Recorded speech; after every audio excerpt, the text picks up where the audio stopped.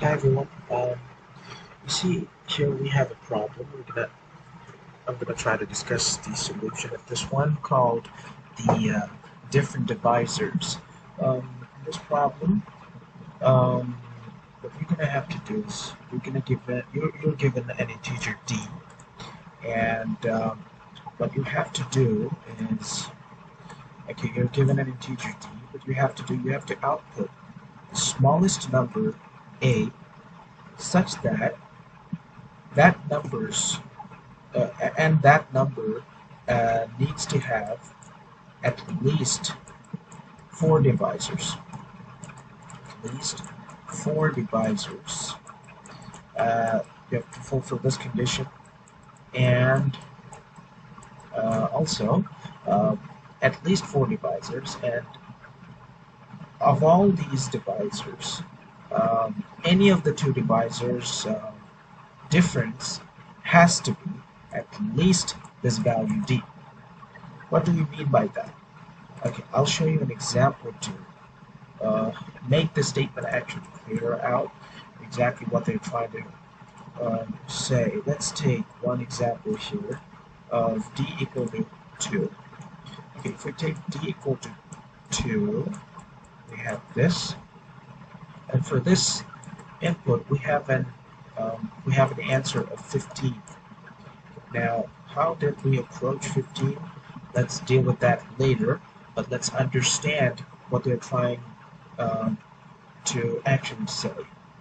Now, it's 2. I would say one of the possible answers would be 1 and 3 and 5 and 15.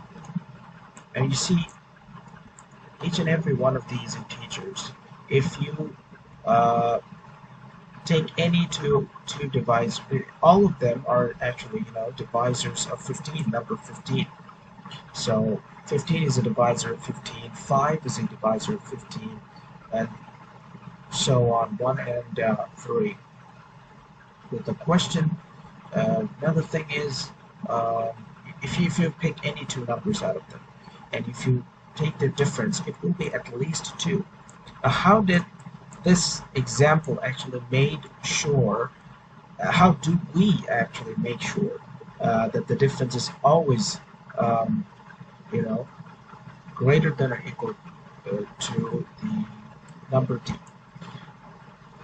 Now, we're going to slowly jump into the solution. But for this example, the answer is 15. And the array is this. The divisors array looks like this. Okay. How did we come up? Now you see, any numbers divisor is, there's a 1. 1 is the divisor of any number in the world, any positive number in the world, right? Now, so I can do that. Now, what happens? How do we build this thing? Now, what happens in what it said? What actually is said in the condition is that the difference between any two divisors would be at least d. So let's make sure the next value is at least d. How do we say that? What is the least value? Okay, d definitely. So 1 plus 2. The next value would be 1 plus 2 equal to definitely 3.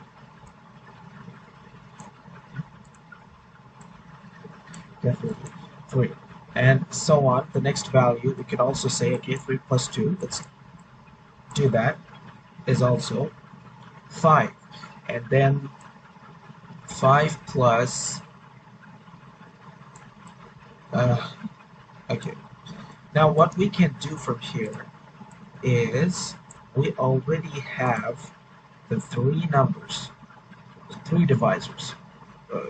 But so far we have 3 numbers.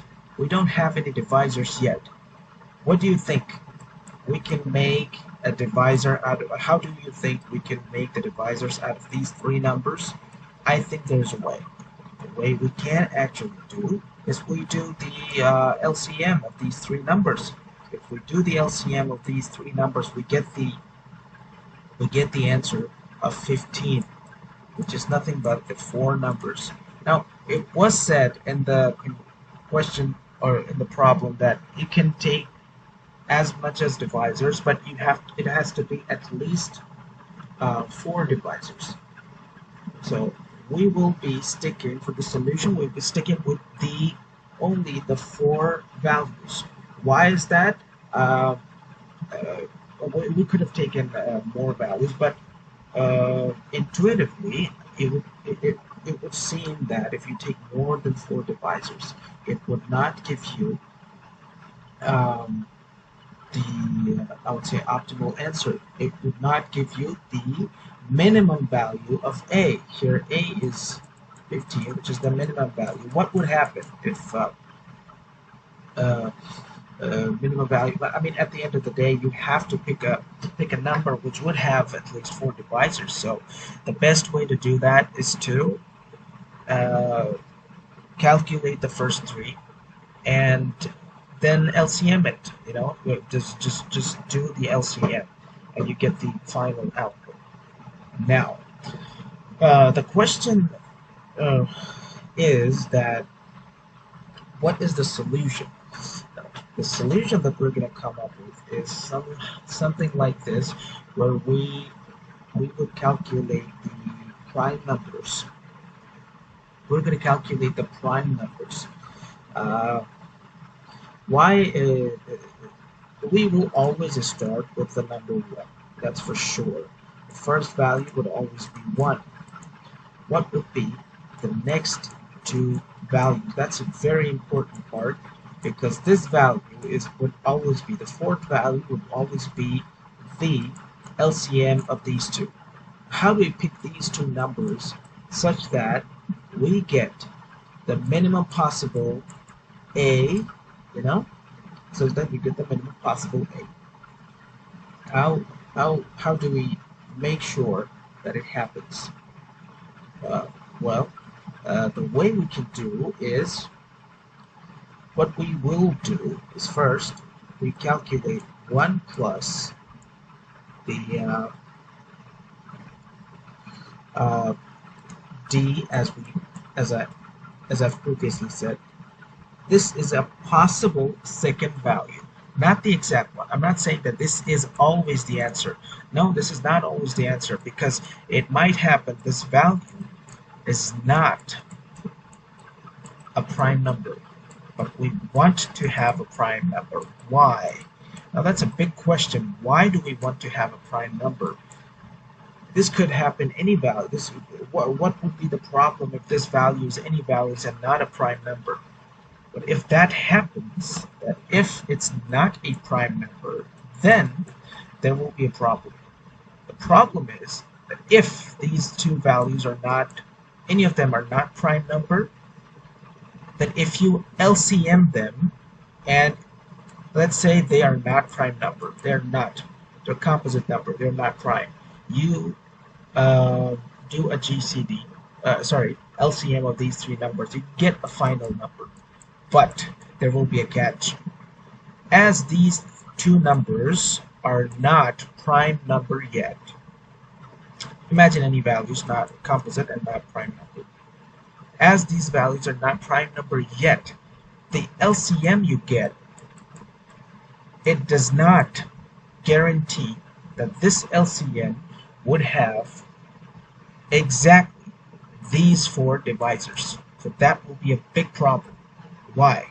Because it will have other divisors in between these numbers, in these ranges, and when you say that it will have divisors in these ranges, you will encounter a problem that will not guarantee a condition. What was the condition? Any 2 divisors difference has to be at least D.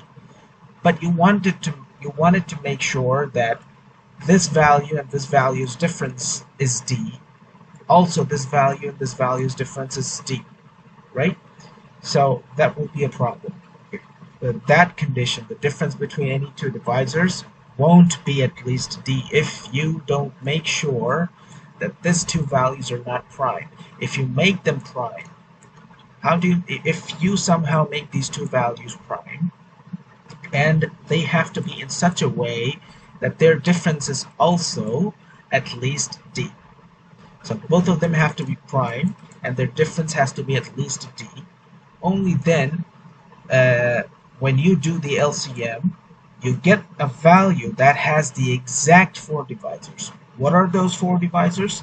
They are those 4 divisors. I'll jump into it even now.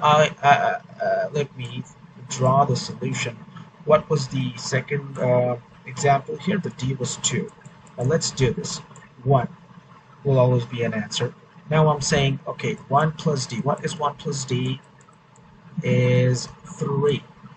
Now, I'm not saying that now what I will do is simply check if there's at least a prime number starting from this range until let's say 10 to the power 5, a big number. What is the minimum possible prime number that exists in these two ranges? Now you see this is a prime number, so in this case this is exactly the prime numbers, but it might not be. It might not have happened. The prime number would might be in between these ranges, but in this case it's here, so let's put 3. 1, we've got 3. Now from this we would add the d2, which gives us the result 5. Now I'll also calculate what is the prime number that will start from here.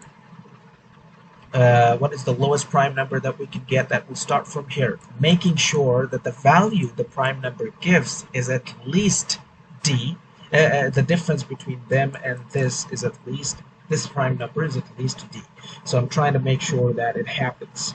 Now whenever I get, now for this case I'm getting the answer of 5, so let's just do it 5.